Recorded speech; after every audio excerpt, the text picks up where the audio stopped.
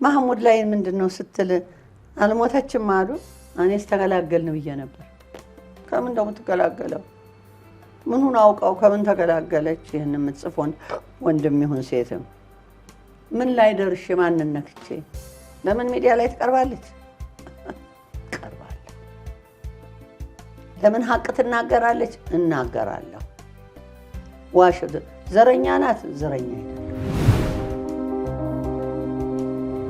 ለኔ ሞት ማለት ከዚች ከድንኳን ህይወት ከኃጢአት ህይወት እቺ ዓለም ኩችን መሸጋገሪያ ናት ጽዮን ምድር ናት መሸጋገሪያ ናት ወደ ፈጣሪ ወደ መድኃኔ ዓለም ወደ ፈጠረኝ አምላክ ነው እንጂ የሚሄደው እኮ የትም የሚሄድ ሴት አይደለም ለዚህም ነው እኮ ተዘጋጅቼ የምጠብቀው ሲደውሉ እንደው እውነት ለመናገር በደግ አረግና ሃሎ መንግስተ ሰማያት ጤና ይስጥልኝ ምን ልታዘዝ እላቸዋለሁ በሳቅ ይሞታሉ ምን ልበልጣለ ውስጥ እዛው እኛው ግቢ ውስጥ እኮ ነው ማለት እኛው ገዳማችን ደር ሱልጣን ግቢ ውስጥ መነኩሳት የሚያድሩበት ውስጥ በሚመገቡበት አጠገብ እንዲችን ተሰርታ እንደ ደረጃ ነገር በረንዳ ተሰርታ እዛ የሚያድር የሚጠብቃል ማን ግብፃዊ ሲሞት ደግሞ ሌላ ግብፃዊ ይቀየራል ይሄ የሚያሳዝን አንድ ሰው ሲሳደብ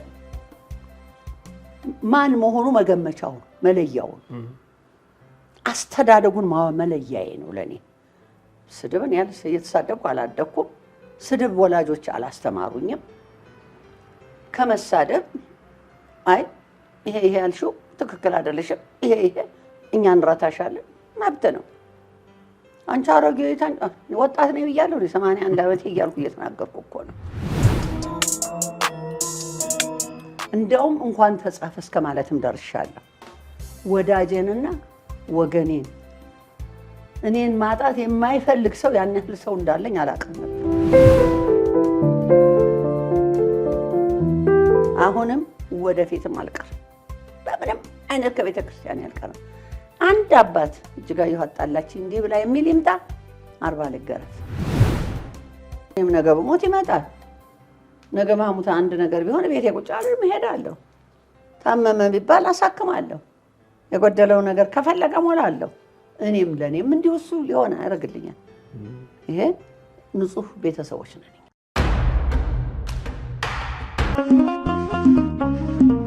የመስቀል በዓልን በሀገረ ኢየሩሳሌም ለማክበር አስበዋል። እንግዲያውስ የዓመታት ልምድ ያለን በስራችን በሀገር ውስጥና ከሀገር ውጭ ባሉ ምዕመናን ዕውቅና የተቸረንን ቀራንዮ በኢየሩሳሌም አስጎብኝ ድርጅትን ምርጫው ያድርጉ።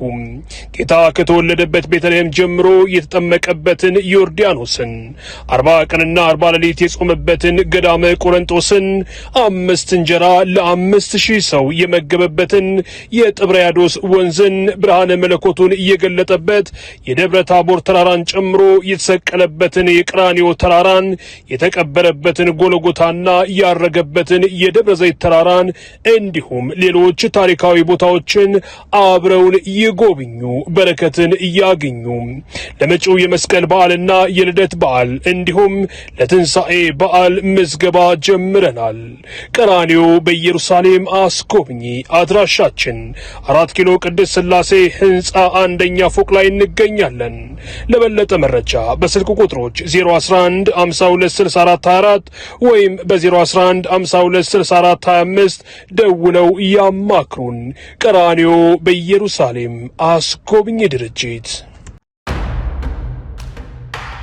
ማማጂ እንግዲህ በድጋሚ ተገናኝተናል። ከሳምንት በፊት እንግዲህ የማህበራዊ ሚዲያ መነጋገሪያ ነበሩ ሞቱ የሚል ዜና በተለያዩ ማህበራዊ ሚዲያዎች ተሰራጭቶ ነበርና እንደው ዜናውን ሲያዩት በመጀመሪያ ሲመለከቱት ምን ተሰማዎት? ይገርምሃል እንቅልፍ አልተኛሁም ማታ ዝም ብዬ እስቲ ብዬ እንዲሳይ ሳገኘው ከት ብዬ ነው የሳብኩት የኢትዮጵያ ኦርቶዶክስ ተዋሕዶ ቤተክርስቲያን ኢኦቲሲ ቲቪ ይላል በጣም አዘንኩኝና ምን ማለት ነው አሁን እንዴት የኢኦቲሲ ቲቪ ይሄን ብሎ ሊዘግብ ይችላል? ዋናው የኦቲሲ ቲቪ መስሎት አላቅም አሁንም አላውቅም። በኋላ ግን ጉዳዩን አጣራሁት። ያ የጻፈው ልጅ እዛው የሚሰራ ነው፣ የኦቲሲ ቲቪ ውስጥ የሚሰራ ነው። ባልደረባ ነው የሚሰራ ነው እንጂ ጋዜጠኛ ነኝ ባይ ነው። ስሙን መጥቀስ እችላለሁ፣ መፈራ ሴት አይደለሁም። ግን እስቲ በትክክል ደግሞ በአባቶች እንዲጠየቅ አደርጋለሁ፣ አስጠይቀዋለሁ። ምክንያቱም በየቦታው እየደወለ ወይዘሮ እጅጋየሁ አርፋለች ደስ ይበላችሁ ያላቸው አሉ። ኢየሩሳሌም ደውሎ አረፈች ለደወል ሚዲያም ንገሩ ቶሎ ብሎ አለ። ደወል ሚዲያም ደውሏል ነው የሚባለው። አረፈች። አሁን ይሄ ባለሙያ እንደዛ ማድረግ ነው እርሱ አረጋግጠዋል? አዎ ይሄን መደወሉን አረጋግጫለሁ። እሱ የመረጃው ምንጭ የዜናው ምንጭ እርሱ መሆኑ እንግዲህ ምንድን ነው እውነት ለመናገር ይመስለኛል፣ የኔ ግምት ነው። ፔጁም አሁን የትክክለኛው የኢትዮጵያ ኦርቶዶክስ ተዋሕዶ ቤተክርስቲያን አላቅም ወዲያው ጠፍቷል አይደለም፣ አይቼዋለሁ እኔ። ፌስቡኩ ዋናው የኢትዮጵያ ኦርቶዶክስ ተዋሕዶ ቤተክርስቲያን ፌስቡክ ፔጅ አይደለም። እንግዲህ ስሙን እሱ ሰጥቷል ማለት ነው፣ ራሱን የለቀቀው ማለት ነው። የአርቲስት ማህሙድ አህመድ ባለቤት የቀድሞ ባለቤቱ ከኔ በፊት የነበረችው ወይዘሮ ፀሐይ አርፋለች። ምናልባት ስለሷ ካላወቀ እጅጋየሁ መስየው ተቻኩሎ ተደስቶ እንኳን ደስ ያላችሁ ማለት ነው ማብዝቶ እንትን አድርጓል፣ ጽፏል። ያልገባው ማህየም ሆኖ እንጂ ለእኔ ሞት ማለት ከዚች ከድንኳን ህይወት ከኃጢአት ህይወት እቺ ዓለም እኮ ይቺ መሸጋገሪያ ናት፣ ጽዮን ምድር ናት፣ መሸጋገሪያ ናት ወደ ፈጣሪ ወደ መድኃኔ ዓለም ወደ ፈጠረኝ አምላክ ነው እንጂ የሚሄደው እኮ የትም የሚሄድ ሴት አይደለም። ለዚህም ነው እኮ ተዘጋጅቼ የምጠብቀው። ለዚህም ነው እኮ እየተዘመረ ሸኙኝ ያልኩት። ለዚህም ነው እኮ እኔ ጥቁር ልብስ የባህል አይደለም እንዳትለብሱ ያልኩት። ተናዝዣለሁ እኮ። ትንሽ የሚያሳዝነው ያልተጣራ ወሬ አሜሪካን ሀገር ያለው ልጅ ሙሉ ሌሊት ሲደውል ነው አጥፍቼ ተኝቼ ተሲጨናነቅ ማደሩ። እንደገና ትልቁ ልጅ የዶክተር ጊዮን ጓደኞች ደግሞ ተሰብስበው ይደውሉለታል። ተጨንቀዋል። ሲደውሉለት መጣሁ የት ናችሁ ይላል። ይሄዳል። እዛ ሲደርስ ደንግጠዋል። ሲያዩት ደህና ነው፣ ኖርማል ነው ሁኔታው። እናቱ አልሞተችም ማለት ነው ያሉ። እንደ ማሚ ደህና ናት ወይ ሲሉት ሞተች ሰምታችሁ ነው አለች፣ እባካችሁ ደህና ናት ብሎ ይላቸዋል። የእሱ ቅርብ ወዳጁ አብሮ አደጉ ጓደኛው ወይ ጉዳል የመጀመሪያው ኢትዮጵያዊት ሴት ሳትሞት ሞቷን የሰማች እጅጋየሁ በየነ ናት ብሎ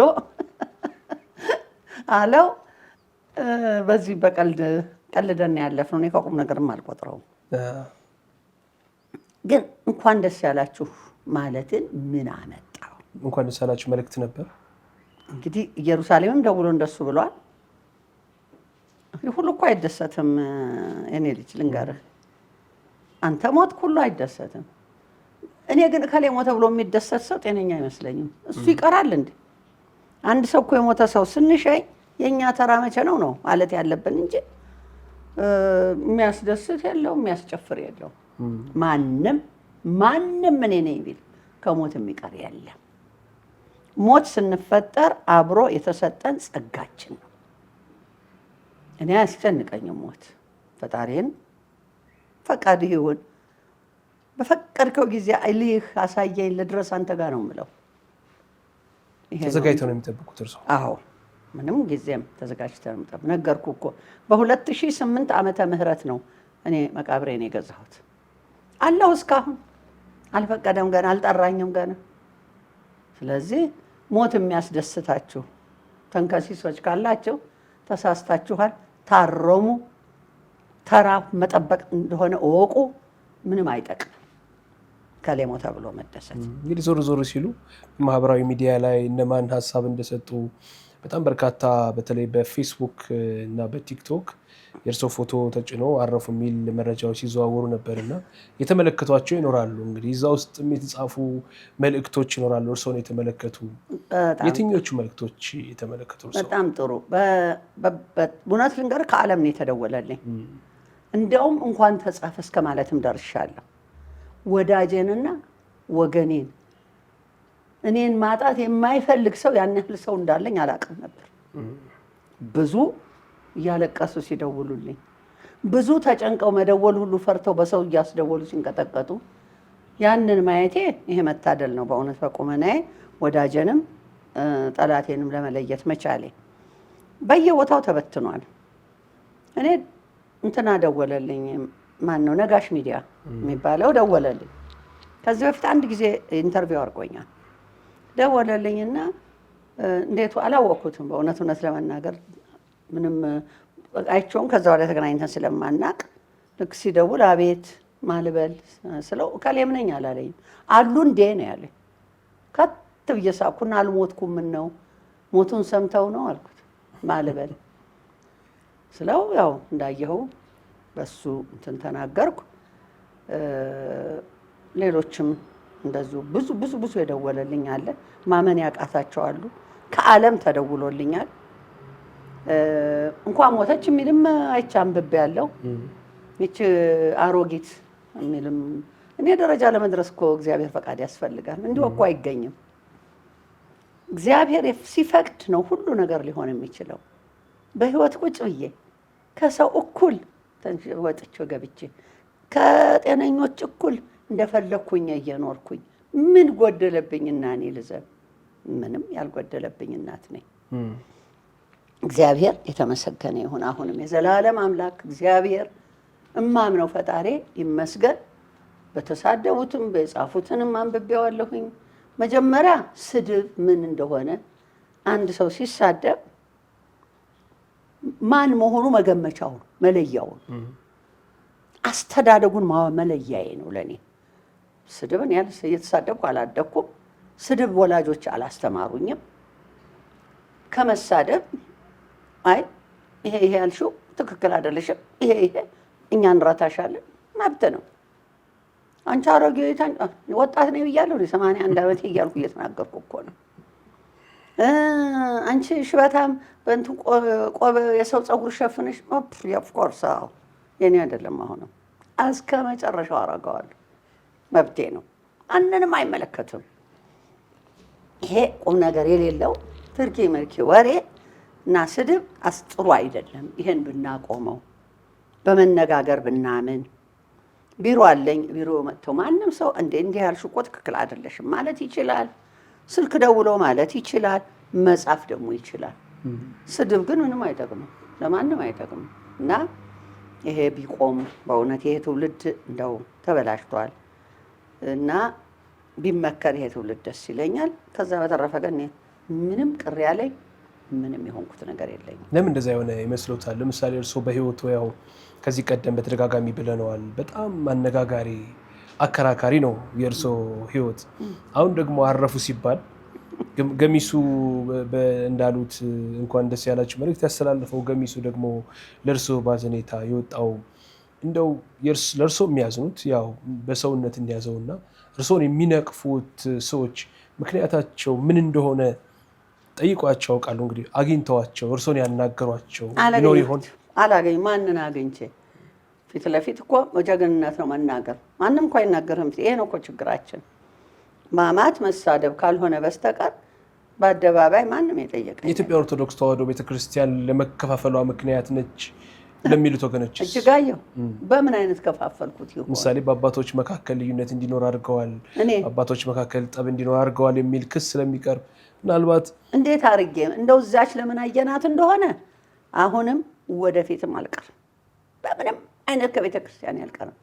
አንድ አባት እጅጋየሁ አጣላችኝ እንዲህ ብላ የሚል ይምጣ 40 ልገረፍ። ይሄንን ያህል እነግርሃለሁ። የሌለ ውሸት ነው። በደል አልወድም፣ ሲበደሉ ደስ አይለኝም። አሁን ኢየሩሳሌም ገዳሜ ነው። እዛ ድረስ ተደውሎ እንኳን ደስ ያላችሁ መባሉ ለአባቶች በጣም አስኛለሁ። አልዋሽም። ያ ምንድን ነው? የተበደሉት ይግቡ፣ አላግባብ እንዲህ ያሉት እንትን ይበሉ እላለሁ። ሰው ነኝ፣ መብቴ ነው። ቤተ ክርስቲያኔ ነው፣ መብቴ ነው አስተያየት መስጠት እንጂ እኔ ሌላ ነገር እኔ ወይ ሆስፒታል ከፍቼ ከሌን ይሄን ገደሉት ይሄን አድኑት አለን።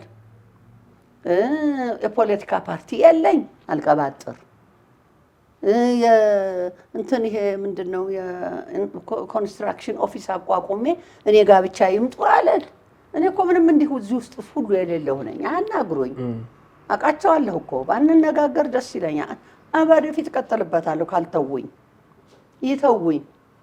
ሊገሉኝም አይችሉም። እኔ እነሱም ጋር ማለት ታከመም አለኝ። ውጭ ሄጄ ነው የምታከመው። ስለዚህ ቢተውኝ። እንደዛ ይፈራሉ፣ ይሰጋሉ። እኔ እጅጋየሁ ማንንም አልፈራም። ሞት ከእግዚአብሔር ነው ብያለሁ። ሊገሉኝ የሚያስቡ ወገኖች ካሉ እያልኩ ነው። ህልም ያልማለሁ ካሉ እያልኩ እንጂ ሁሉ በእግዚአብሔር እጅ ነው። እግዚአብሔርን የማያምኑ ሁሉ ውስጥ ጥልቅ የሚሉ እኔ ምኑም ውስጥ አልጠልቅም። ቤተ ክርስቲያኔ ድሮም ከጥንት ጀምሮ ነግሬሃለሁ ደጋግሜ፣ እናቴ ወላጅ እናቴም የብፁዕ ወቅዱስ አቡነ ቴዎፍሎስ የንስሐ ልጅ ናት። ለቤተ ክርስቲያን ሩቅ አይደለንም ለማለት ነው። አባቴም እንደዚሁ የቤተ ክርስቲያን እንትኖች ናቸው። እኔ ያስተማሩኝ ሳድግም ዋናው አባቶችን እንዳከብር ነው። አባቶች ማለት እኔ ለፈጣሪ የለምነው የሚያስታርቁኝ እየተባለ ነው ያደግኩት። አሁን በሚዲያ ሲሰደቡ ደነግጣለሁ። እያወጡ ፎቶግራፋቸውን ይለጣልጧቸዋል በስድብ።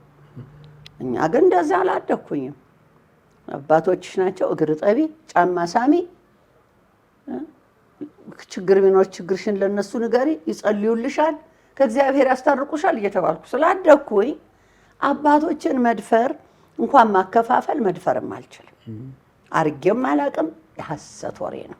በሀሳብ የተጋጯቸው አባቶች ሲሉ እኔ ምንም የተጋጫት የለኝም። እኔ አንድ ሀሳብም ይሄን ያህል ለእነሱ አመንጫ አይደለሁም።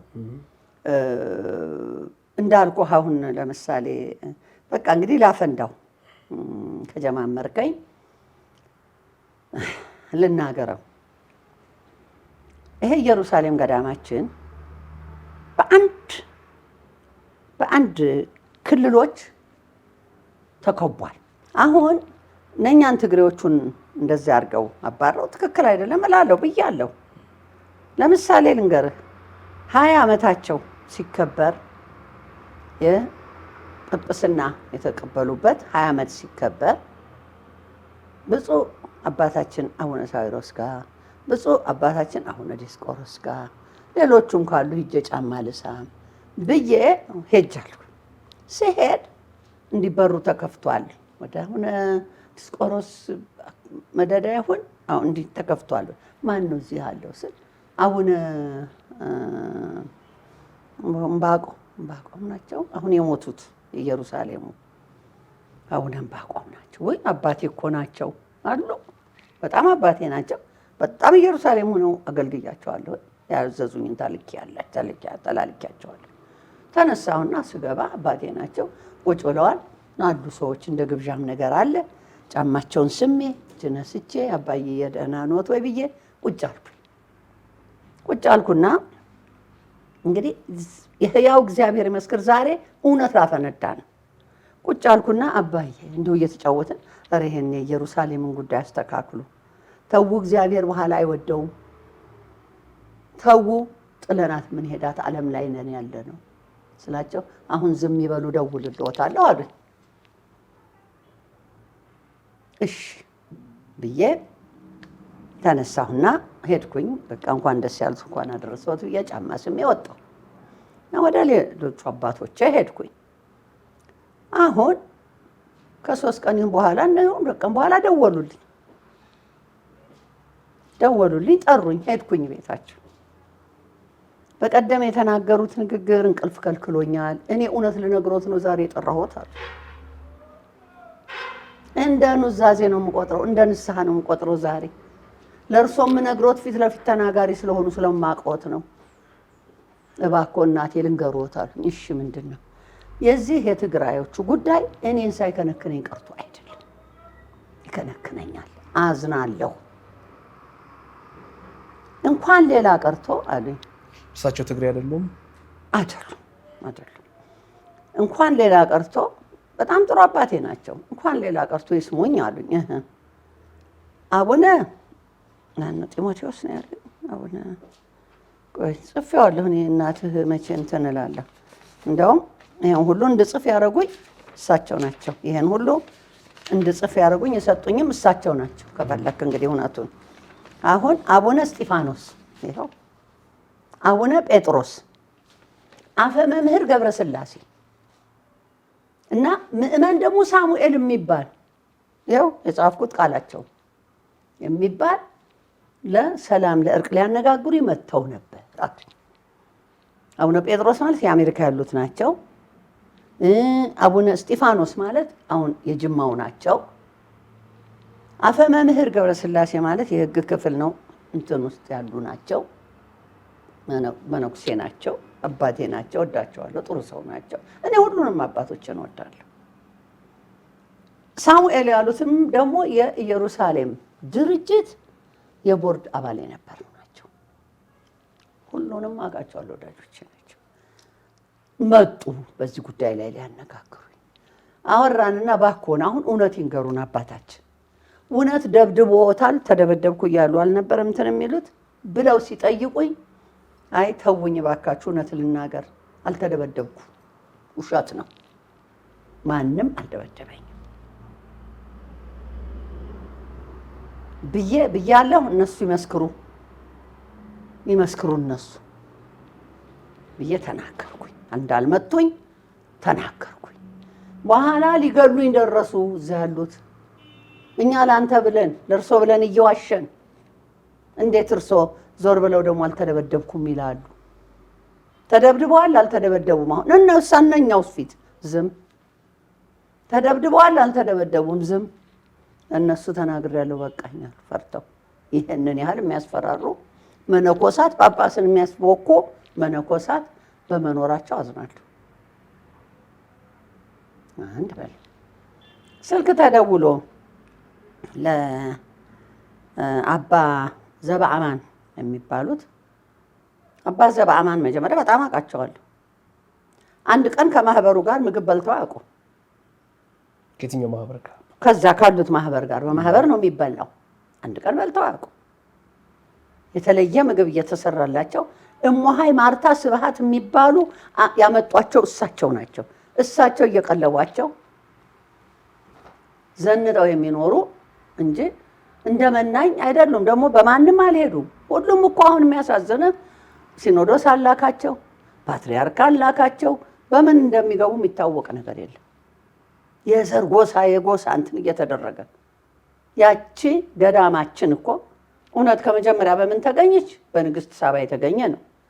ንግስት ሳባ የሰጣት ንጉሥ ሰለሞን ነው። ያ ንብረት የማን ነው? የኢትዮጵያ ኦርቶዶክስ ተዋሕዶ ቤተክርስቲያንና የመንግስት ነው። መንግስትም አለበት፣ ክራይ ያከራያል፣ ቤት ይዘጋል፣ የጋራ ነው። ስለዚህ በእውነት ወጥቶ እውነት ተፈራርጦ ፍርጥርጥ ብሎ በትክክለኛው መንገድ ሊመራ ይገባል እንጂ እንዲህ አይነት ሊሆን አይገባም። ይሄን ሁሉ ታሪክ የነገሩኝ ብፁዕ አቡነ ዕንባቆም ናቸው። አሁን አርፈዋል። እንገርህ እንግዲህ አፍኛው እስከዛሬ ፎይ ጉድ እያልኩኝ ተቀምጬ ዝም ብያለሁ። ይሄ ሁሉ አስፈላጊ አይደለም። ከአሁን በኋላ የእስራኤልን ምድር ትግሬ ውሃ አይጠጣትም። ወይኔ ለምን? ማንም መግባት ይችላል። የማንም ገዳም ነው፣ የሁላችን ገዳም ነው። የኢትዮጵያኖች ማንም ከልካ የለም። ምንድን ነው መነሻው? በሁለቱ በኩል ግጭት እንዲነሳ ዘር ነው፣ የዘር የጎሳ ልዩነት ነው፣ ሌላ ነገር አይደለም። በቅርብ የተፈጠረ ነው ወይስ የቆየ ነው? 8 ዓመት ሊሆን ነው። እነኚህ አሁን የሄዱት ደግሞ ናቸው። ቅርብ የሄዱ አሉ። ታሪኩን አያውቁ፣ ምኑን አያውቁ። እርቅ አይደረግም እንዴ? አባት ይጾማል እንዴ? ምኑን ጾም ጾመው እዚህ እየተገለማመጠ ከገዳሙም እኮ እንዲባረሩ ብለው የእስራኤል መንግስት ሕግ ያለበት ሀገር በመሆኑ አይወጡም ብሎ ያስቀመጣቸው የእስራኤል መንግስት ነው። አሁን ደግሞ በቋሚ ሲኖዶስ ተወስኗል እንዲመለሱ። አንቀበልም። ፓትርያርክ ጽፈዋል። አንቀበልም። አያገባውም ፓትርያርክ። እነሱ ያስፈራሉ። መንበረ ሰላማ ሊያቋቁሙ ነው። እነሱስ መንበረ ላሊበላ ምን ሊያቋቁሙ ነው? አይደረግም። ነውር ነው። አይቋቋምም። መንበረ ሰላማ እርቅ ነው የሚያስፈልገው። መበታተን አይጠቅማትም ለቤተ ክርስቲያናችንም። እውነት ለመናገር እኔ ብዙ ያሁንም እየጣርኩ ነው። መንበረ ሰላማም ወደ ነበረበት ወደ ቤቱ ከኢትዮጵያ ኦርቶዶክስ ተዋህዶ ከኢትዮጵያ ኦርቶዶክስ ሲኖዶስ መለየትም የለበትም። በእርቅ መፈታት አለበት። በወቅቱ ስለተበደሉ ነው ያ የመጣው።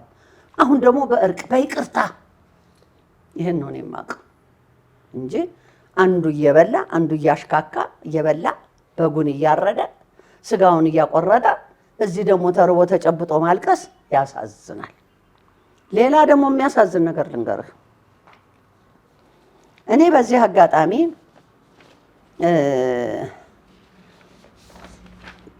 አጋጣሚ ላሳይ የምፈልገው ነገር አለኝ።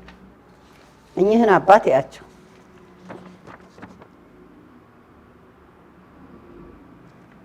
ይኸው እግራቸው ተተብትቦ 30 ዓመት በገዳማችን ያገለገሉ አባት ናቸው። ታመዋል።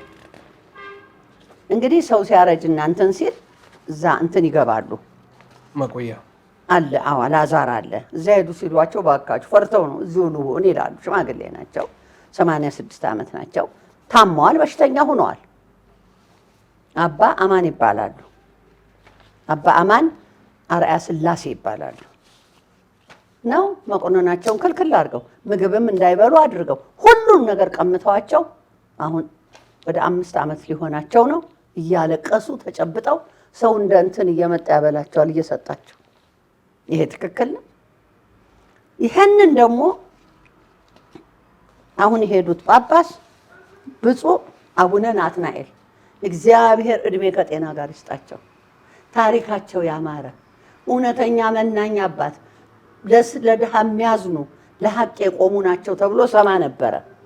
በዚህ በእኚህ ባባ እንትና ምክንያት አረጋግጫለሁ።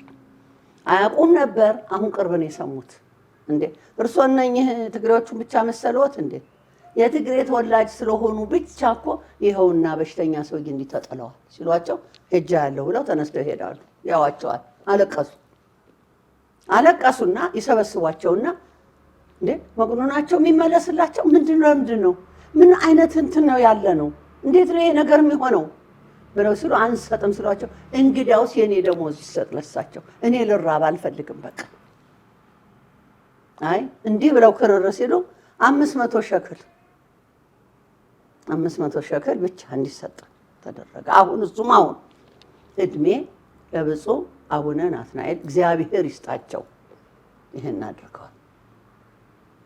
እና አሁን ያለው ብጥብጥ አሁን ያለው ክፍፍል የሚያሳዝን የሚያስለቅስ ነው። ይህን እጅጋየሁ ተለፈልፋለች ትናገራለች። አዎ ለፈልፋለሁ፣ አዝናለሁ። ሞተች ስላሉ አይቆምም። ቀጠለ እኮ ባሰ አይደለም። እና መነሻው ነገሩም ይሄ ነው። ነውርም ነው። ሰው ምን አይነት እንትን ከ8 ዓመት በፊት የነበረውን ነገር ይንገሩኝ እስቲ። እንግዲህ አሁን ከ8 ዓመት በኋላ በፊት ጸብ ነበር። አቡነ ዕንባቆም ባሉበት ሰዓት እንዲሁ በስብሰባ ላይ ይጣላሉ። ኃይል ቃል ሳይለዋወጡ አይቀሩም። እኔ ያልነበርኩበትን እንደነበርኩ አድርጌ አላወራም። እስራኤል ብቻ አይደለም፣ በተለያዩ እንግዲህ በአሜሪካም በአውሮፓም እንሰማለን። እሱ ከጥንትም ነበረ። እሺ እሱ እንግዲህ ይህን ማወቅ ከፈለግ ለምሳሌ እንበል በአቡነ ጳውሎስ ዘመን እንበል። አሁንም እዛ አሜሪካን ሀገር የተለየ የሆነ ያኔ በአቡነ ጳውሎስ ጊዜ ነው። ብፁዕ ወቅዱስ አቡነ ጳውሎስ ሲመረጡ በህጋዊ መንገድ ነው የተመረጡት። እኛ ጥለው ሄዱ። አቡነ መርቆሬዎስ ጥለው ሄዱ። ውጡ የሚባሉ ምን የሚባሉ አልሄድም አልወጣም ብለው እንደ አቡነ ደብጾ ቅዱስ አቡነ ማትያስ ማድረግ ይችሉ ነበር።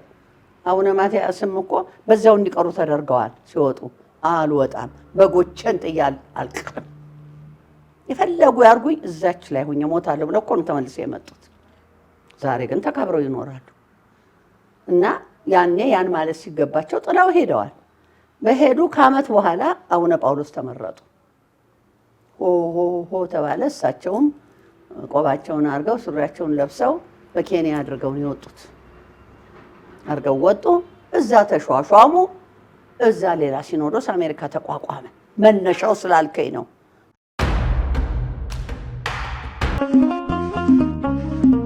የመስቀል በዓልን በሀገረ ኢየሩሳሌም ለማክበር አስበዋል። እንግዲያውስ የዓመታት ልምድ ያለን በስራችን በሀገር ውስጥና ከሀገር ውጭ ባሉ ምዕመናን ዕውቅና የተቸረንን ቀራንዮ በኢየሩሳሌም አስጎብኝ ድርጅትን ምርጫው ያድርጉም።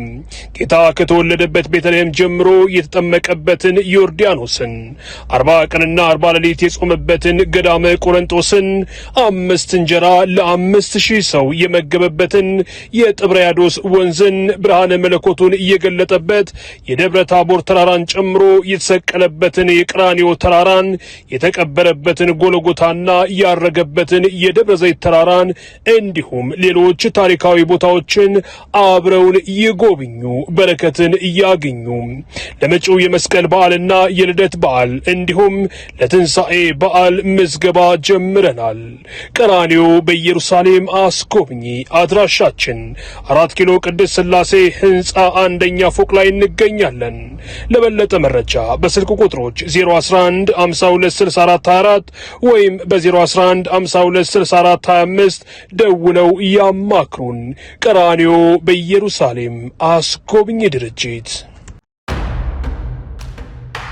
አሁን እርስዎ ብዙ ጊዜ አሁን ትግሬ ነኝ ምናምን ስለሚሉ ሶዋት ነኝና ትግሬዎቹ አድልተው እንዳይሆን ወይም ለትግሬዎቹ መነኮሳት አድልተው እንዳይሆን ብዬ ነው። እንግዲህ ከዛ በፊት የነበረው በተመሳሳይ ሌሎች ወይም ከትግሬዎች ያሉ ጳጳሳት በደረሰባቸው ከሆነ ወይም ተመሳሳይ ችግር ይፈጠር ከሆነ እነርሱም እንግዲህ በጊዜያችን ወይም እኛም በተራችን ይሄንን እናደርግ። ውሸት ነው። አቡነ ጳውሎስ እኮ ትግሬ አልሾም፣ ትግሬ ብቻ ትግሬ አልሾም። እውነትም እንደው ይጣራ ቢባል የትግራይ ሰዎች አይደለም እስራኤል ነው። ጳጳስም ሲሾሙ ማለት ጳጳስ ከ40 በላይ ሾመዋል። እንደዚህ አይነት የለም። ከሁሉም ነው ያሉት አቡነ ጳውሎስ። ሁሉም አገሩ ነው፣ ሁሉም ክርስቲያን ነው፣ ሁሉም ኦርቶዶክስ ነው። በዛን ጊዜ እኮ ነው አቡነ ሳዊሮስም የተሾሙት። ሰብስበው አምጥተው ሁሉን የሾሙ አባት ናቸው። ችግሩ ያለው ሌላው ላይ ነው። እንግዲህ እግዚአብሔር ይፍታው ችግራቸውን። ይሄ ችግር ካላቸው ቢተውትና መነኩሴ እኮ ሀገር የለውም። ሀገር አይደለም፣ ሀገሩ እግዚአብሔር ነው። ስለዚህ ብሔርም የለውም። እግዚአብሔር ይስጥ። ሀገር የለው፣ ብሔር የለው። እኛ የምናውቀው የተማርነው እንደዛ ነው በልጅነታችን። ያንን እንግዲህ ተቀርጾ ጭንቅላት ላይ የኖረውን እንትን ዛሬ ጎልጉዬ ማውጣት አልችልም። የትግራይ ተወላጅ ምን ሰዋት እና ምን ይሁን? የትግራይ ተወላጅ መሆን ኃጢአት እኮ አይደለም። የኦሮሞ ተወላጅ መሆን ኃጢአት አይደለም። የአማራ ተወላጅ መሆን ኃጢአት አይደለም። ተደጋግመው በትግሬነታቸው ነው በብሔር እንደዚህ ስለሆኑ ነው እየተበደሉ ያሉት። እንደዚህ አይነት ችግር እየደረሰባቸው ያለው ተመርጠው ስለተደረገ ነው ቅሬታ ያለኝ። ከዛ ውስጥ ሌላ ሳይቀላቀል እነሱ ብቻ ተመርጠው መነኩሴ መሆናቸው አባት መሆናቸው ነው እርሶን ያሳመሙት ወይስ ትግሬ መሆናቸው? አባቶች መሆናቸው። አባቶቼ ናቸው። አውቃቸዋለሁ፣ እመላለሳለሁ። 25 ዓመት በላይ ነው እኔ እስራኤል ሀገር የተመላለስኩት። ስለዚህ እንደዚህ አይነት የቆሸሸ ነገር ማየት ደስ አይለኝም። ስለዚህ እንደ አባት ባይከፋፈል እንደ ቤተክርስቲያን አንድነት ቢኖር ነው ይሷል ቢኖር። አሁንም ያሉት አባቶች ይህንን ሰላም ፈጥረው ይሄ የዘር ጉዳይ ከቤተ ክርስቲያናችን ቢያጠፉት ደስ ይለኛል። ይሄን ደግሞ ማድረግ የሚችሉት አንድ ነገር ልንገርህ፣ ፓትርያርኩ እኮ እያለቀሱ እንባቸውን እያፈሰሱ እኮ ዝም ብለው ቁጭ ብለዋል። የሚሰማቸው አጥተው የሚያደምጣቸው አጥተው ትክክል አይደለም እያሉ የተደረገውና የተሰራው ነገር ትክክል አይደለም እያሉ ግን ምን ማድረግ ይቻላል? ማድረግ አይቻልም። እና ይሄ የሚያሳዝን ነገር አለ። በቃ ሌብነቱም ይቁም፣ ውሸትም ይቁም፣ ዘረፋም ይቁም። እኔ አንድ ነገር ልንገርህ። አሁን ለምሳሌ ኢትዮጵያ አንድ ናት ባንዲራችን። በእርግጥ ባለ መሪዎች ሲለዋወጡ ይለዋወጣል። አሁን ይሄ ልሙጥ አረንጓዴ፣ ቢጫ፣ ቀይ አፄ ዮሐንስ ያመጡት ነው። ምኒልክ ቀይሮ አይቀይሮ አላውቅም። ቀጠሉ አፄ ኃይለ ሥላሴ መጡ። አፄ ኃይለ ሥላሴ ሲመጡ አንበሳ አረጉ ባንዲራው መሀል ላይ።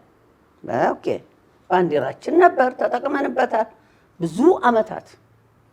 ያው አረንጓዴ ቢጫ ቀዩ እንዳለ ነው። ምልክቱን ነው ማወራ ያለሁት እኔ፣ ምልክቱን ነው ያወራሁ ያለው እና ተኖረንበታል። ማንም ሲቃወም ምንም ሲባል አልሰማሁም። እንደገና ደርግ መጣ ደርግ ሲመጣ ደግሞ አንበሳውን አነሳና የሆነ እንደ ቅጠል ነገር ነው እንደዚህ ነገር የሚመስል ነገር አደረገ። በቃ ጸደቀ። በህግ ከጸደቀ አንድ ባንዲራ በፓርላማ ይጸድቃል፣ በነጋሪት ጋዜጣ ይጸድቃል። ያ ከጸደቀ በኋላ የኢትዮጵያ መለያችን ባንዲራችን አለቀ። ቀጠለና ኢህአዴግ ገባ። ኢህአዴግ ሲገባ ደግሞ ኮከብ ነው አለ ብሔር ብሔረሰብ ብለው። እስካሁንም ገና እንትን አላለም። በሱን ያለ ነው። እዛ ቤተክርስቲያናችን ቤተክርስቲያን ከሆነ ለምን ያወርዱ ይሄ ተደረገ?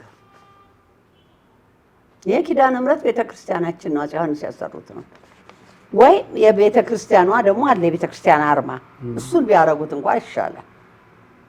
ይሄንን እያየ የኢትዮጵያ ኤምባሲ እዛ ሂዶ አብሮ ቆሞ ማየት የለበት። አይወዱ ትምህርቱ ይሄን ባንዲራ ኖ ጥላቻ የለኝም እኔ። ሁሉም ባንዲራዬ ነው፣ ነገርኩህ እኮ። ይሄ ቀርቷል አሁን። ምክንያቱም በብዙ የኢትዮጵያ ቤተክርስቲያናት ላይ ይሰቀላል ብዬ ነው። አይሰቀልም፣ ልሙጥ አይሰቀል። እዚህ ሀገር ልሙጥ አይሰቀልም። ልሙጥ አንተ አይተህ ይሆናል እንግዲህ የሚሰማ ጠፍቶ ነው እንጂ አይሰቀልም፣ ነውር ነው። አንድ ሀገር የምንተዳደረው በአንድ ህግ በአንድ መንግስት ነው። ስለዚህ ከዚህ በፊት ሌላ ባንዲራ ነበር፣ ይሄ ወርዶ ነው የተሰቀለው። አዎ ኮከብ ወርዶ ነው ይሄ የተሰቀለው። ይሄ ሁሉ አስፈላጊ ቀላሉን ነገር እያካበዱ ሰውና ሰው የሚጋጭበት ነገር ከቤተክርስቲያን አካባቢያችን መሆን የለበትም ነው። እኔ ከቤተክርስቲያን አካባቢያችን መሆን የለበትም። ቤተክርስቲያን አስታራቂ፣ ቤተክርስቲያን አንድ አድርጊ፣ ቤተክርስቲያን አስማሚ፣ እንኳን ሌላ መንግስትንም እኮ መናገር ይችላል ቤተክርስቲያን። አሁን ለምሳሌ አጨበጨቡ ከመንግስት ጋር ይሏቸዋል። እንደ ከመንግስት ውጭ እኮ ማንም መንግስት እኮ ቤተክርስቲያን ሃይማኖት ነው፣ ሃይማኖታችን ነው። የተለያየ ሃይማኖት ይኖራል እና የኛ ሃይማኖት ነው የሚያስተዳድረው ሀገር አይደለም። በወቅቱ የተመረጠው መንግስት ሁሉንም ያስተዳድራል። ቤተክርስቲያንንም ያዛል፣ ግለሰብንም ያዛል፣ በትክክል ያስተዳድራል። ሃይማኖት ውስጥ መግባት ነው የማይችለው እንጂ ሄደው ከመንግስት ጋር መነጋገር ግዴታ አለባቸው። እንዴት ሆኖ ታዲያ ምን እንግዲያውማ በሃይማኖት ተለይቶ በቃ እዛችሁ ቤተ መንግስቱ ቁጭ ብሎ እንትን ይበል ነው አይባልም፣ አይደረግም። የሌለ ወሬ አስፈላጊ አይደለም።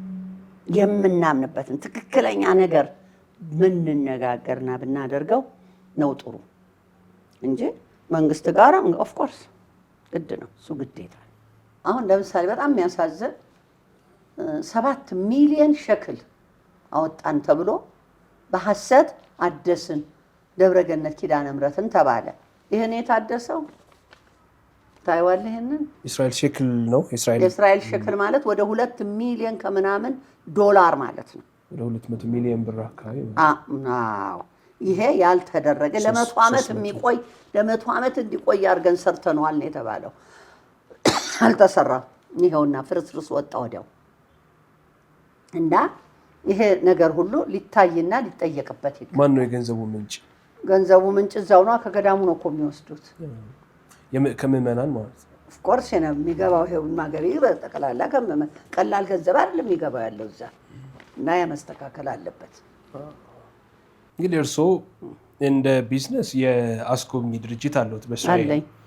እንደ እናት ደግሞ የኢትዮጵያ ኦርቶዶክስ ተዋሕዶ ቤተክርስቲያን አባቶችን ያውቋቸዋል። በትክክል እንዲህ አይነት ችግሮች መኖራቸውን ሲያዩ አሁን ካለው ከሚሰነዝሩት ወቀሳ በዘለለ እነዚህ አባቶች ችግሮቻቸው ምን እንደሆኑ መስማማት የሚችሉባቸው መንገዶች እንዳሉ የጠቆሙበት ጊዜ ወይም ለማስታረቅ የሞከሩበት ጊዜ ለሁል ጊዜ እርቅ ይደረጋል አለ። ሁል ጊዜ አግኝተው አያውቁም አባቶችን? አሁን ይሄን አደረጉት ብለው የሚወቅሷቸውን አባቶች ለምሳሌቶች ምን አረጉ ምላቸው? አሁን እንደዚህ በደል ፈጽመዋል፣ እንደዚህ አድርገዋል፣ ይሄም ለምሳሌ ባንዲራውን ሰቅለዋል ብለው ያሏቸው አባቶች አሉ። እዛ ቤተክርስቲያን ወይ ገዳም ውስጥ ያሉት መነኮሳት ይኖራሉ።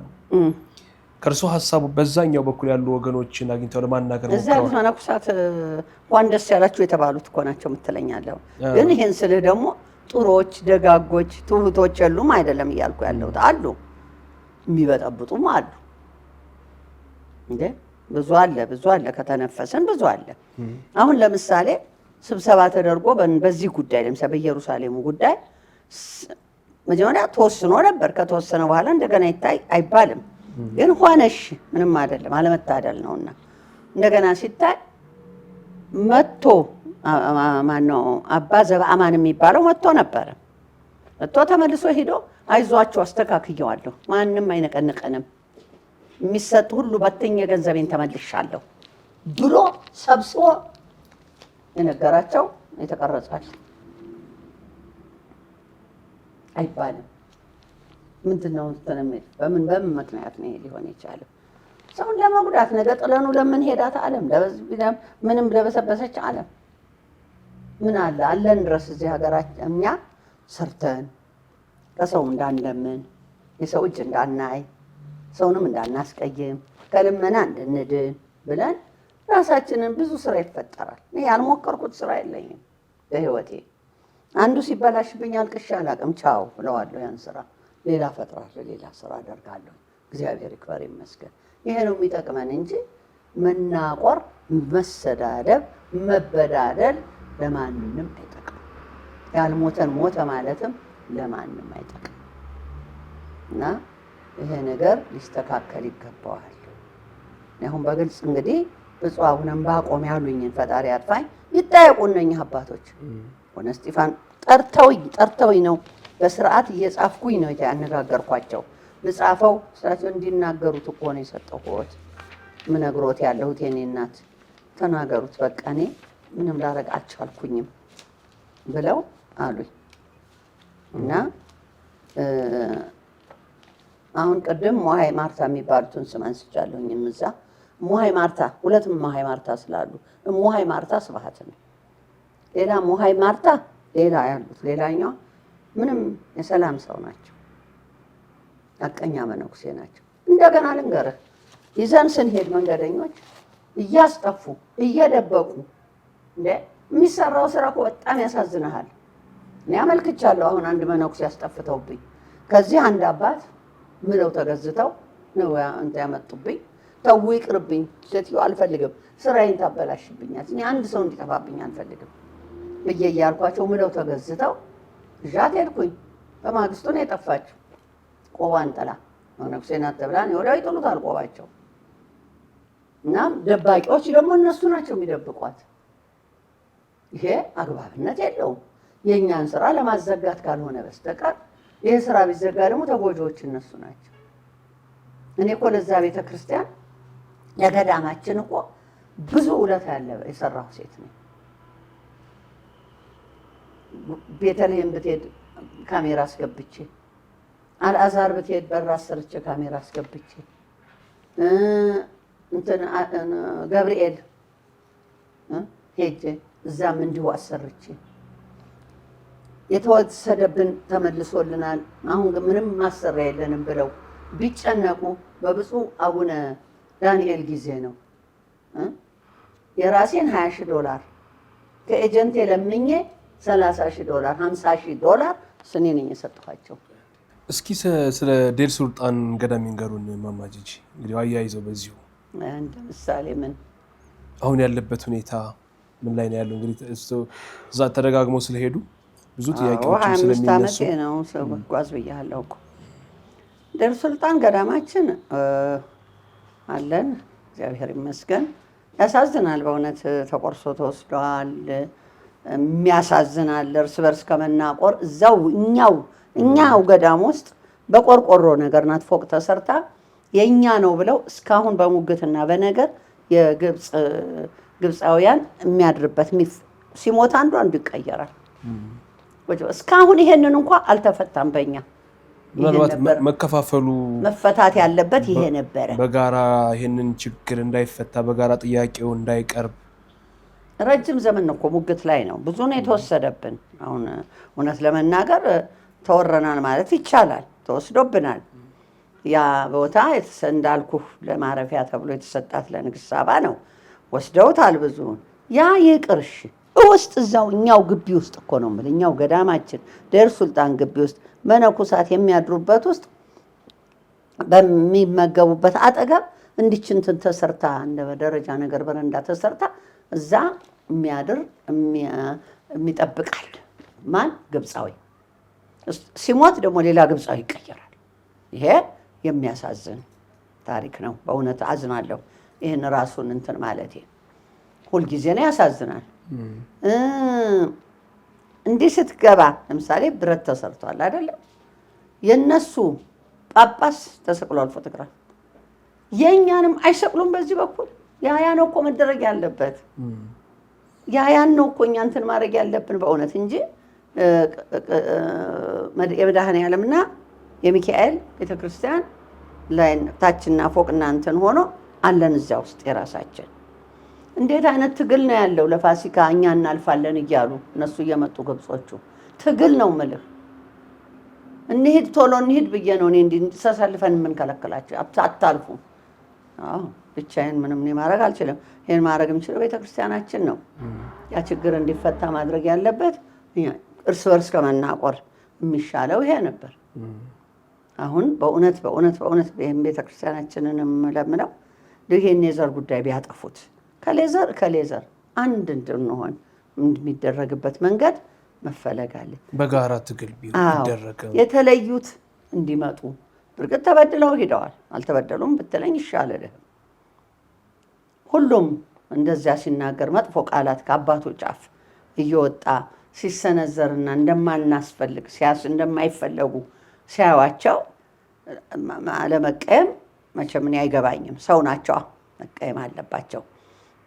ግን ያ ተፍቆ ታጥቦ በይቅርታ በፍቅር ሁሉ ነገር እንዲሆን ቅዱስ አባታችንም የሚፈልጉት ነገር ነው። ሌሎችም አባቶች መቼም ስለ ብፁዕ አቡነ ሳዊሮስ ብዬም አይበቃኝም፣ ይበቃል አቁመው። እሳቸውን በዚያም በክፉ ሰዓት አይዟቸው ያሉ አባት ናቸው እና ሁሉም ሆነው ተነጋግረው ይህን የዘር ሽኩቻ ቢያጠፉትና ለቤተ ክርስቲያኗ ከሌ ይጠቅማል። በጣም እኮ የሚያሳፍር ነገር እኮ አለ። ለእንትን ለገዳሙ ጳጳስ ከሌን እናመጣለን። አሁን ስም አልጠራም እኔ፣ አንድ ቀን አፈነዳዋለሁ። ለፓትርክና እከሌን ጳጳስ አድርገን ሹመን ፓትርያርክ እናደርግ። ይሄ ሁሉ እኮ ይባላል። ታዝናለህ እኮ የእውነት ልንገርህ። እንዲህ በጣም የሚያሳዝን ነው እኮ የምሰማው የሚደረገው። ወሬ አይደለም የምነግርህ ያለሁት፣ አሉባልታ አይደለም የማወራህ ያለሁት፣ የተባለውና የሚደረገውን ነው የምነግርህ ያለሁት። ቤተክርስቲያናችን በእርግጥ አሁን በግሏ የምትተዳደርም አይመስለኝም።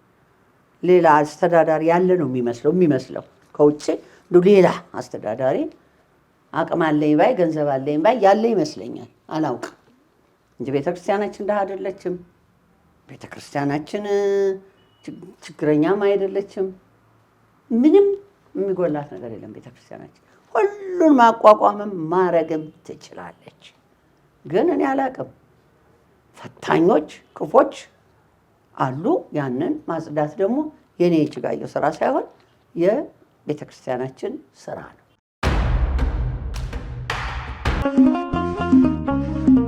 የመስቀል በዓልን በሀገረ ኢየሩሳሌም ለማክበር አስበዋል።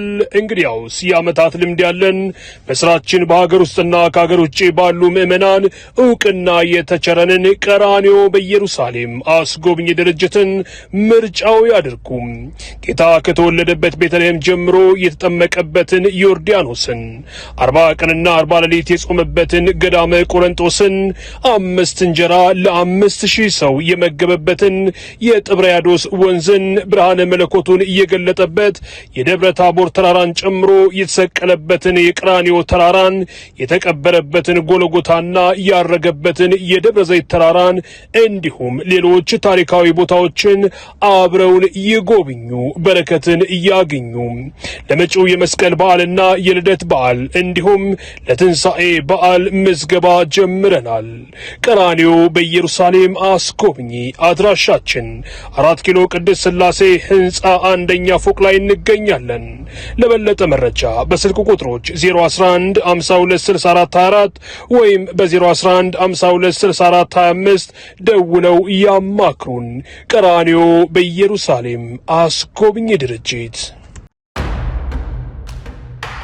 በእርሶ አታይ ትልቁ የኢትዮጵያ ኦርቶዶክስ ፈተና ምንድን ነው?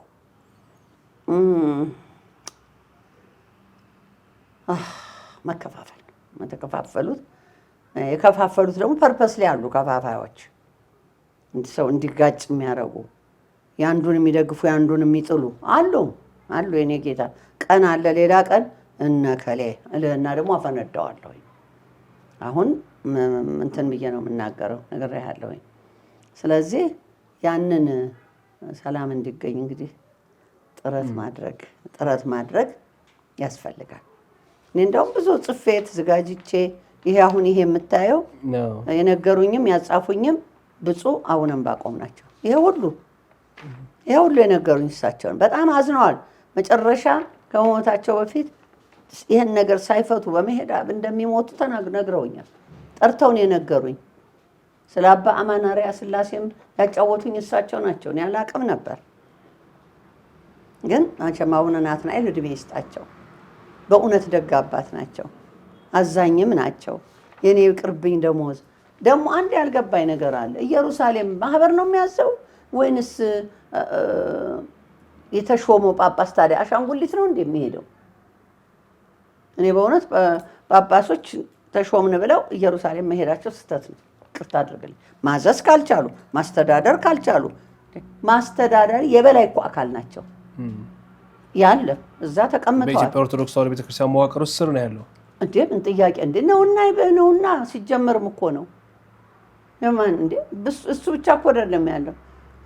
ኪዳነ ምሕረት አለ፣ አልዓዛርም አለን፣ አቡነ ተክለ ሃይማኖት፣ ገብርኤል አለን። እንትን በሌሎቹ ቤተክርስቲያን ውስጥ እንዲህ አይነት ችግር የለም። እንግዲህ ሁሉም ጋር ነው እንትን ዘሮች አሉት። የዘር ችግር ያለው አይ ኦፍ ኮርስ አለ። እንግዲህ ዋናው ሲሰበሰቡ እኮ ነው ሁሉም ተሰብስቦ አይደለም እንትን የሚለው የሚነጋገረው። እና አሁን እና አባ ፍስሐ 30 ዓመት ነው የኖሩት። ስብሰባ አይጠሩም ነግሬያለሁ ከዚህ በፊትም። ሰብሳቢዎች እነሱ፣ ወሳኞች እነሱ። ይሄ ነውር ነው፣ አይደረግም። ይህን ደግሞ ብትን አድርጎ የኢትዮጵያ ኦርቶዶክስ ተዋሕዶ ቤተክርስቲያን በትክክል ሊሰሩ የሚችሉ ከሁሉም አካል መላክ አለበት። በህጋዊ መንገድ በህጋዊ ሄዱ አይደሉም። ምንድነው መፍራት? ለምንድነው የሚፈሯቸው? እውነት ነው ሄደን መተን ገንዘብ ሰጠን አስተካክለናል እያሉ የሚፎክሩ እኮ ናቸው። ይሄ ምን ማለት ነው ንገረኝ እስቲ። እና እነኚህ እየተራቡ የሚያለቅሱ አባቶችም ነውር ነው። አባቶች ናቸው፣ አደንቃቸዋለሁ እኔ እስካሁን ድረስ። ከዚያች ከገዳም ሌላ ቢሆን ወይ ብን ብሎ ሄዶ ሌላ ገዳም እንትን ይላል፣ ወይንም ቆብን አውልቆ ይጥላል፣ ስራው እንትን ይላል። አላረጉም እነኛ አባቶች። እዛችሁ ተጨብጠው ቁጭ ብለዋል። እዛችሁ ሰው የሚሰጥ ሁለት አባቶች ትንሽ ስራ ገቡና አብረው ይበላሉ ተከፋፍለው ከሌሎቹም ጋር። ይሄማ አግባብነት የለውም። ይሄ መገፋት አያስፈልግም፣ አይጠቅምም። ለማን እንደጠቀመ ነው? አይጠቅም፣ ለማንኛችንም አይጠቅመንም። እና የሰላም አምላክ እግዚአብሔር፣ የዘላለም አምላክ እግዚአብሔር እንደው ማይሆን ከሞት ቀርቶ በድል ሁልጊዜ እኔ እኖራለሁ የሚል እግዚአብሔር ብቻ ነው መቶ የተነሳ። እኛ ምን ሄደው ወደ ፈጣሪያችን ስንሄድ የጸዳ ስራ ሰርተን ብንሄድ ደስ ይላል። እኔ በአቅሜ ሞክራለሁ። በአቅሜ እጅጋየሁ እንዲያርጋ በድላኛል፣ እጅጋየሁ እንዲያርጋ ታላ ገንዘቤን በልታለች፣ እጅጋየሁ ይሄን ያምጡ አንድ አላረግም። የሚጸጽተውት ነገር የለም። ለምሳሌ በኢትዮጵያ ኦርቶዶክስ ተዋሕዶ ቤተክርስቲያን ውስጥ እንደው በዚህ ጊዜ ይህም ባላረግ ኖሮ ይህም ባልሰራው ኖሮ ብለው የሚጸጸቱበት ምንም ነገር የለም። እግዚአብሔር ምስክሬ ነው። አንደኛ እኮ እኔ ተቀጣሪ አይደለሁም፣ አዛዥም አይደለሁም። ግን በተለያዩ ጊዜ ስለ ቤተክርስቲያኑ ሀሳብ ይሰጣሉ። አሁንም እኮ ሄዳለሁኝ፣ አሁንም እኮ ገባለሁኝ። እንደ ኦርቶዶክስ ነኝ እኮ፣ ሃይማኖቴ እኮ ነው፣ ቤቴ እኮ ነው። ከሌላው ምእመን በተለየ መልኩ እርስዎ ለአባቶች ቅርበት አለዎት? የምቀርበው ቀርባለሁ። ለምን ቀረቡ? በምን አይነት ቀረቡ? በእግዚአብሔር ፈቃድ ብፁዕ ቅዱስ አባታችንን አቡነ ጳውሎስን ቀደም አድርጌ አውቃቸዋለሁ። ብፁዕ ቅዱስ አቡነ ማትያስንም አውቃቸዋለሁ። ብፁዓን አባቶች ለቤተ ክርስቲያን ደግሞ ብዙ ነገር እሰራለሁ። እንዴ የኔ ልጅ እኔ እኮ ደብረ እንትንም ምንድነው ባህር ዳር አሰርቻለሁ። ከብድ አቡነ ገብረ መንፈስ ቅዱስ እሱን ላነሳለሁት ነበረ። ቀጥዬ እንግዲህ አንዳንዶች የእርስዎን ስም ከቤተክርስቲያኖች ጋር በተያያዘ በመጥፎ ያነሳሉ፣ አንዳንዶች ደግሞ በበጎ ያነሳሉ። ለምሳሌ ስለ ደግነቱ፣ ስለ በጎ ተግባሩ የሚያነሷቸው አሉ እና እርስዎ እኔ ለቤተክርስቲያን አድርጌዋለሁ የሚሉት በጎ ነገርና ግን ከበርካቶች ተሸሽጓል፣ በርካቶች የበጎ ነገሬን አያወሩትም ብለው የሚገልጹት ነገር ነው። በእውነቱ ለመናገር ለቤተክርስቲያን ማድረግህ መንፎከሪያ መናገሪያም ሊሆን ባልተገባው ነበረ። ግን ምድረ ከብድ አቡነ ገብረ መንፈስ ቅዱስ ገዳም ብትሄድ ስሜና ክርስትና ስሜ በእብነ በረድ ተጽፎ ተለጥፏል። ታሪክ ሰርቼ ወጥቻለሁ። ቤተክርስቲያኔ ነው እና እሱ ወደ እንግዲህ ጉራጌ ሀገር ነው። እንትን ባህር ዳር ብትሄድ ቤዛዊት ማርያምን ዛሬ እንደው ማርያም ነው ማህበር አለኝ መሄድ አለብኝ አልኩት። በቤዛዊት ማርያም ስም አቋቋምኩት ማህበር ነው። እኔ ነኝ አቋቋምኩት። ዋናዋ የዚያ ቤዛዊት ማርያምም ሂጄ አርቲስቶቹን በሙሉ ሰብስቤ እነ መሐሙድ እነ ጥላሁን እነ ታምራት ሞላ እነ ሁሉንም ሰብስብና ለማየሁ እሸቴ ሁሉንም ሰብስቤ ይችን ቤተክርስቲያን እናንተ ስሯት ባካችሁ፣ አብረን እንስራት። እንግዲህ ትግሬ ነው የትግራይ ነው እሱ አይደለም። እኔ ዘረኛ ከሆንኩኝ ወደ ሀገሬ ነበር መስራት የነበረብኝ አይደለሁም። ሄድኩኝ እዛ ያን ሁሉ ታሪክ ሁሉም እድሜ እግዚአብሔር የሞቱትን ነፍሳቸውን ይማርላቸው፣ ያሉትም እግዚአብሔር ይስጣቸው። ማህሙድም እድሜ ይስጠው። እነማን አሉ ማህበር ውስጥ? ከነምም እንግዲህ አርቲስቶቹ ማህበሩ ማህበሩን ያቋቋምኩት የኛና አርቲስቶቹ ታምራት ሞላ ነበር፣ ያወረፈ ሌላ አልገባም። ማህሙድም ያው ከኛ ጋር ነበረ፣ ያው ስለተለያየን ቀረ። እንዲህ ሊኖር ይችላል። ያ ማህበር ሌላ ነው፣ ምን ጠጣው ማህበር ነው። ይሄኛው ደግሞ በእነሱ ተቋቁሞ እንዲሰራ ያደረኩት እጅጋየሁ በየነ እኔ እንደገና ደግሞ አቡነ ገብረ መንፈስ ቅዱስ ገዳም እንትን ወደቀ ሲባል ሰከላ የሚባል አገር ውስጥ ጎጃም ሂጄ ሮጬ ነው የሄድኩት። አሰርቻለሁ። ምንድን ነው እኔ እንግዲህ ለጉራ መነገር አልነበረበትም። ኢየሩሳሌምም ሄጄ ያን ሁሉ ሰርቻለሁ። እኔ ብቻ ነኝ እንደ ተጓዥ የሚሄደው? ያ ሁሉ ሰው እኮ ተጓዥ ይዞ ይሄዳል። ኢየሩሳሌም ድርጅትም ቤትን ያህል ነገር ሰርተዋል እዛ። በእኔ ከነሱ ጋር ነበርኩኝ። መምህሮችም ኢየሩሳሌም ድርጅት ነው። ጠብም ቅሬታም የለኝም። ወጣሁ፣ የራሴን ከፈትኩ፣ መብቴ ነው። እኩል እየሰራን ነው። ይሄንን አደረኩ እንጂ እጅጋየሁ ለቤተ ክርስቲያን ልባረር ልጠላም አይገባኝም።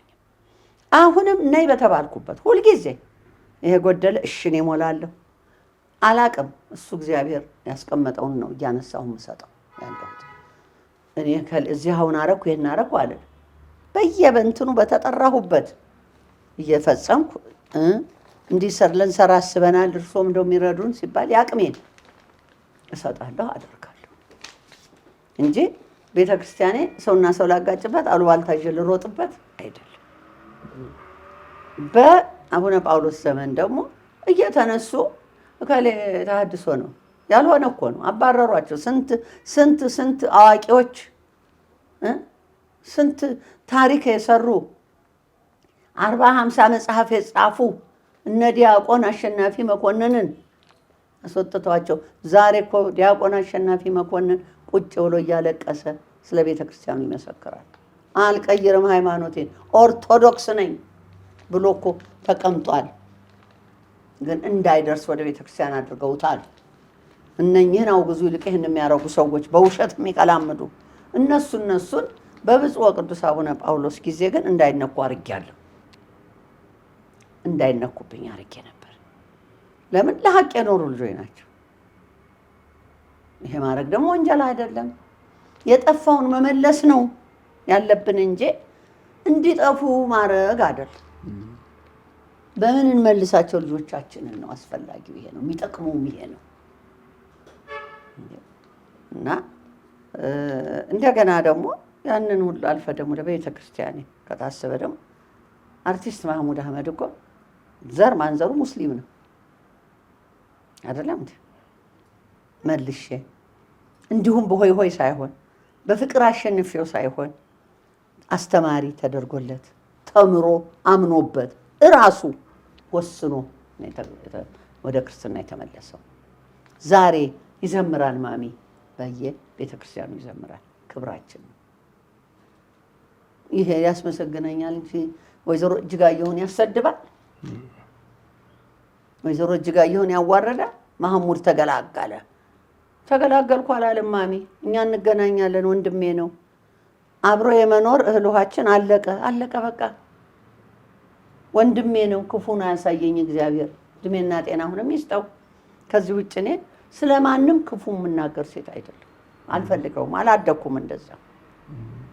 ግን ያተሰራ ስህተት ነው ማለት ካራክተሬም ነው፣ አምንበታለሁም ትንላለሁ።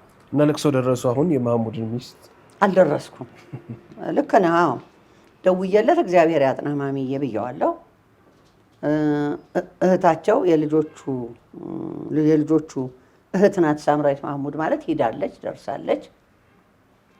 ከዚህ ውጭ ግን እኔ ብሄድ አያምርም ደግሞ ሌላ ነገር ይሉኛል ብዬ ልጆቼ ናቸው ግን ፈርቼ ነው ነገርና ወሬ እነኝህ በነገር የሚኖሩ ሰዎች እነሱን እድል ላለመስጠት ብዬ አልሄድኩኝም። በስልክ ግን ደውዬ እሱን ተለያይተዋል። አሁን ወደ እኔ ሲመጣ ነው የተለያዩት። እህቱ ናት። አንድ ቀን እሷም ስለ ክፉ ስታወራ ሰምቼ አላውቅም። እሱም ስለ ሰው ክፉ አያወራም ማሚ እና እህቱ ናት። እኔም ነገ ብሞት ይመጣል። ነገ ማሙት አንድ ነገር ቢሆን ቤቴ ቁጭ አልልም፣ እሄዳለሁ። ታመመ ቢባል አሳክማለሁ። የጎደለው ነገር ከፈለገ ሞላለሁ። እኔም ለእኔም እንዲሁ እሱ ሊሆን ያደርግልኛል። ይሄ ንጹህ ቤተሰቦች ነን እኛ። ከዚህ በፊት በነበር አንድ ቃለ መጠይቅ ላይ ይቅርታ ጠይቄያታለሁ ብያለሁ። ይቅር ጠይቄያታለሁ። ለምንድን ነው ይቅርታ? አላውቃትም። ያላረገችውን እሷ ዳረችኝ ማለት ይሄ ይቅርታ ያስጠይቃል። አጥፍቻለሁ። ምክንያቱም እኔም ወድጀው ነው ያገባሁት። ሚስት እንዳለው አላውቅም አይደለም፣ እያወቅኩኝ ነው። ከሳን ፍርድ ቤት ስንቀርብ የተናገርኩትን ይቅርታ ብያለሁ። እሷ እንግዲህ ወደ እውነተኛው ዓለም ወደ ፈጣሪዋ ወደ መድኃኔዓለም ሄዳለች። የሞተች አይደለም ምለው አልሞተች፣ ወደ ፈጣሪዋ ተጓዘች ነው የምለው። እግዚአብሔር አሁንም እሱ በክንፉ በሁሉ ይቀበላት፣ የዓለም መድኃኒት ጋር አጠገቡ ትሁን። በቃ እኔ ምንም ችግር የለኝም። እንግዲህ የሞቱ ዜና ከተሰማ በኋላ እንግዲህ የተለያዩ ሀሳቦች ይሰነዘራሉ እና እንደው በጣም የገረሙት ከልጆቹ ወይ ከቤተሰቡ ሀሳብ ይኖር ይችላል እና ምን አሉ? እስኪ እዚህ ያሉ ልጆች ልጅ አዝኗል። እዛ አሜሪካ የነበረው ልጅ ነው። እዚህ ያሉት ምንም አላሉም። ሲያውቁ አብረው ነው ያሉት።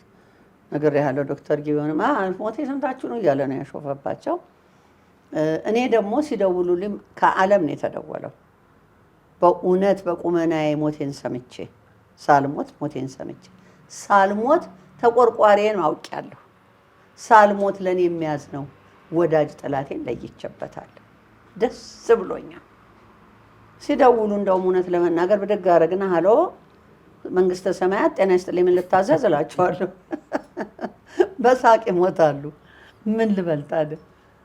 እና ሰው ተጨንቆ ነው እያለቀሱ የደወሉልኝ ዘመዶች አሉ። ያሳዝናል በጣም።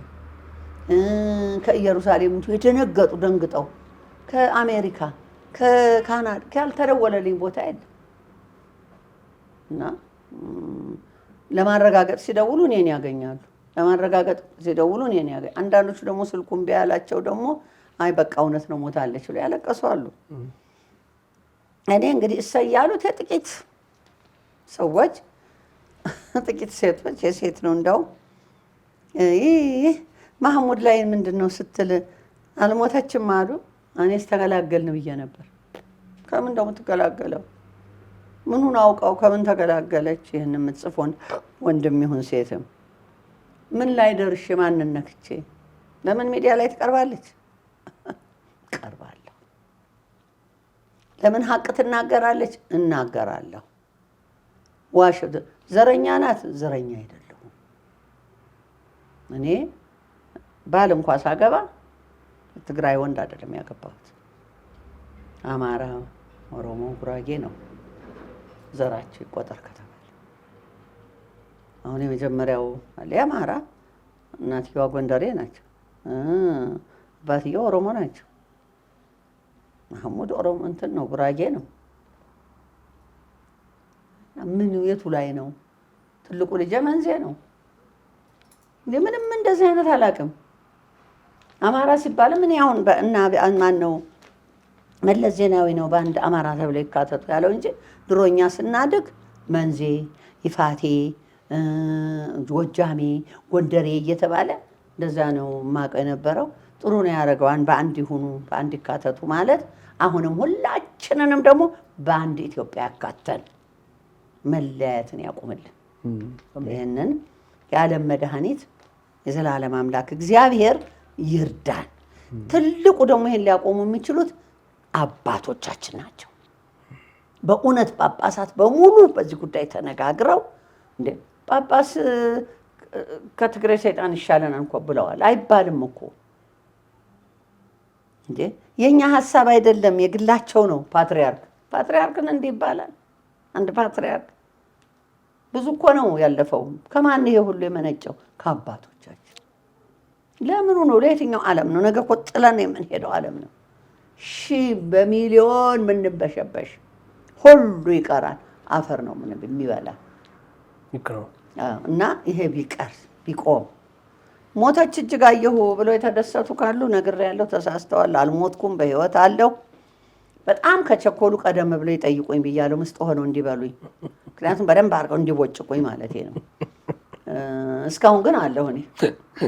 እግዚአብሔር የተመሰገነ ይሁን። እንደው መጨረሻ ማማጃው እንደው ያው ሰው ሆኖ ከሞት የሚቀር የለም ቀደም ሲል እንዳሉት፣ እርስዎ ግን ከማለፌ በፊት በኢትዮጵያ ኦርቶዶክስ ተዋሕዶ ቤተክርስቲያን በኢትዮጵያ እንደው ይሄ ቢሆን ይሄን ተመልክቼ ባልፍ ደስ ይለኛል የሚሉት ነገር ምንድን ነው? እኔ እንግዲህ በእውነት እንዳልኩህ አሁን ለምሳሌ እኔ 81 ዓመቴ ነው። እግዚአብሔር የተመሰገነ ይሁን። ጤነኛ ነኝ። እታመማለሁ እኮ ማለት ታመም እንዳይመስልህ። ከፍተኛ ትልቅ በሽታ የተባለ ይመጣል። የጡት ካንሰር ተብዬ ነበር፣ የለም ዳንኩኝ። የለም ማህፀን ተብሎ ነበር፣ ተቆረጠ፣ ተጣለ፣ ዳንኩኝ። ያው ቁጭ እያለፈልፋል። ቁጭ ደግሞ ስልህ ቁጭ ብዬ አይደለም፣ እሰራለሁ፣ ቢሮ እውላለሁ፣ አስተናግዳለሁ፣ እንግዶቼን ለጉዞ ያመቻቻለሁ። እና እግዚአብሔር እድሜ ከሰጠኝ እንደው ቢያሳየኝ ብዬ የምለው አገሬ ሰላም ሁና፣ ሀገራችን አንድ ሁና፣ የምንጠዛጠዘውን ብልግናችንን አቁመን ያን ባይ ደስ ይለኛል። ሌላ ያን ነገር ልንገርህ፣ አሜሪካ ይባላል። አሜሪካ እኮ እንደ አህያ ሰርተህ ነው የምትኖረው። አውቀዋለሁ እኮ ሄጃለሁ፣ ኖሬያለሁ እኮ። 3 ስራ ሰራ ነበር እኔ። የትኛውን ጥሩ ስራ እስቲ ንገሩኝ፣ ምን ባረግ ይሻላል ስል በሽተኛ ማስታመም ምናምን አሉ። እሱ ደግሞ ትምህርት መውሰድ አለብህ። ሆም ነርሲንግ። እሱን ወሰድኩ፣ ላይሰንሴን አገኘው፣ መቀጠር ጀመር።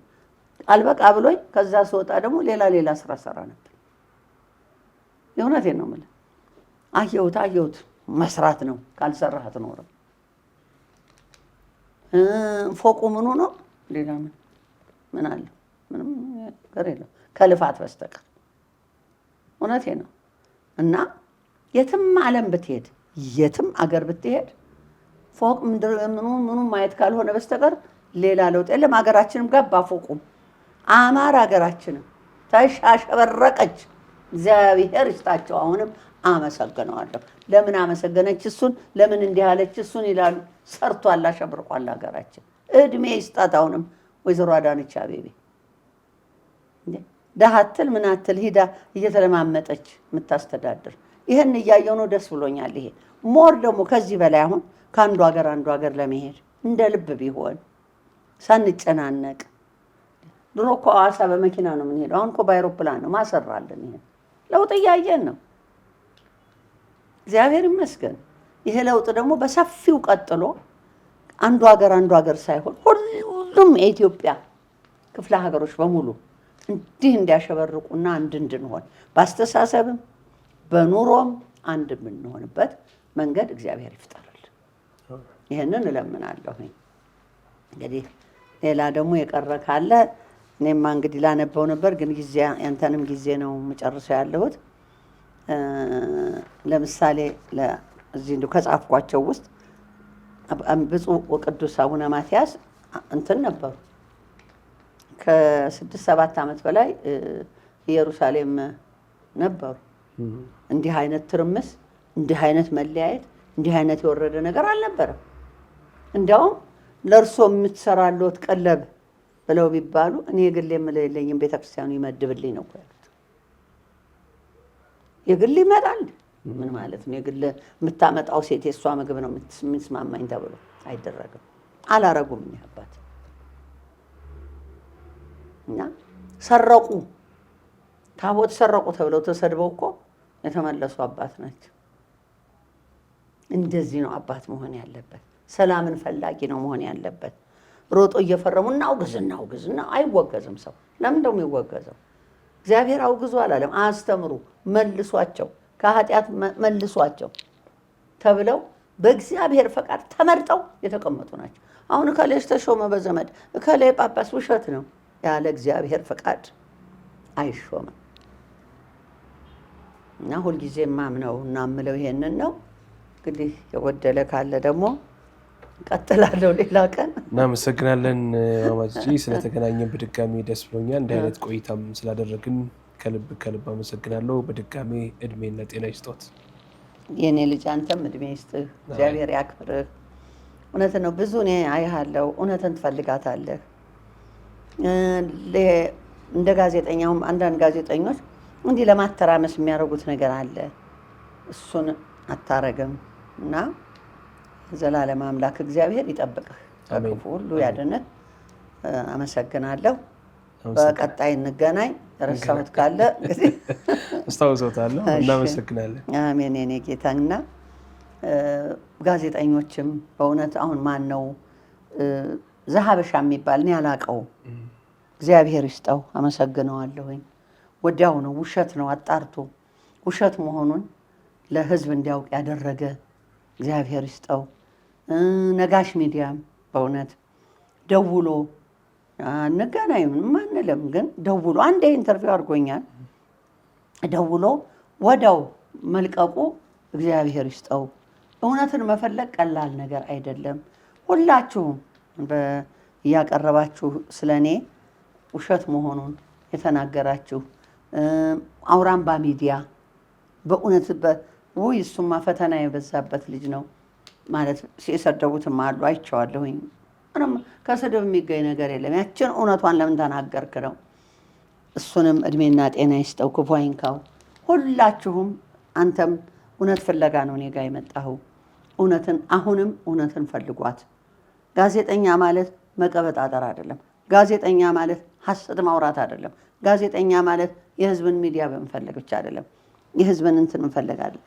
በተቻለው መጠን እውነት የት ናት ተብሎ እውነቱን ፈልጎ እንዲያወጣ ማድረግ ነውና ሁልጊዜ አንተ ሚዲያ እውነት ላይ ነው የተመሰረተ ነው። እግዚአብሔር ይጠብቅህ፣ እግዚአብሔር ያክብርህ። እናመሰግናለን ማማጂ። እድሜ ይስጥህ።